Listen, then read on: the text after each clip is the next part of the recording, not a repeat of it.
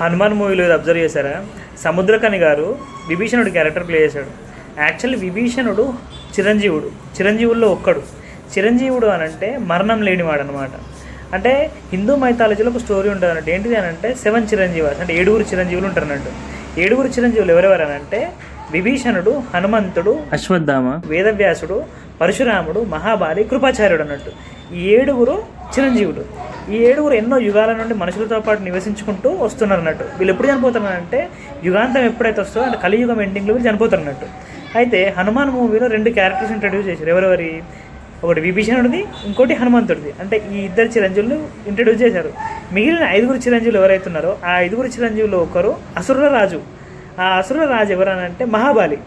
అయితే మూవీలో సముద్రకని గారు ఒక డైలాగ్ చెప్తారు అన్నట్టు. అసురులు లేస్తున్నారు, హనుమాను రావాలి ఎక్కడున్నా అని చెప్పేసి అంటారు అన్నట్టు.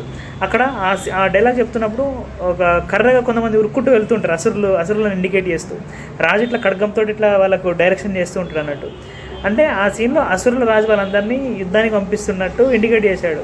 అంటే మహాబాలి క్యారెక్టర్ని కూడా ఈ మూవీలోనే ఇంట్రడ్యూస్ చేసిండు అన్నట్టు. అంటే మేబీ సెకండ్ పార్ట్లో ప్రశాంత్ వర్మ మిగిలిన 4 క్యారెక్టర్స్ని అంటే 4 చిరంజీవాస్ని కూడా ఇంట్రడ్యూస్ చేసే అవకాశం ఉంది కావచ్చు అనిపిస్తుంది. అలాగే ప్రశాంత్ వర్మ ఏదైతే సినిమాటిక్ యూనివర్స్ అని చెప్పేసి అంటుండో మేబీ కంప్లీట్ ఈ చిరంజీవులు అనే కాన్సెప్ట్ పైన తిరుగుతుంది కావచ్చు అని అనిపిస్తుంది.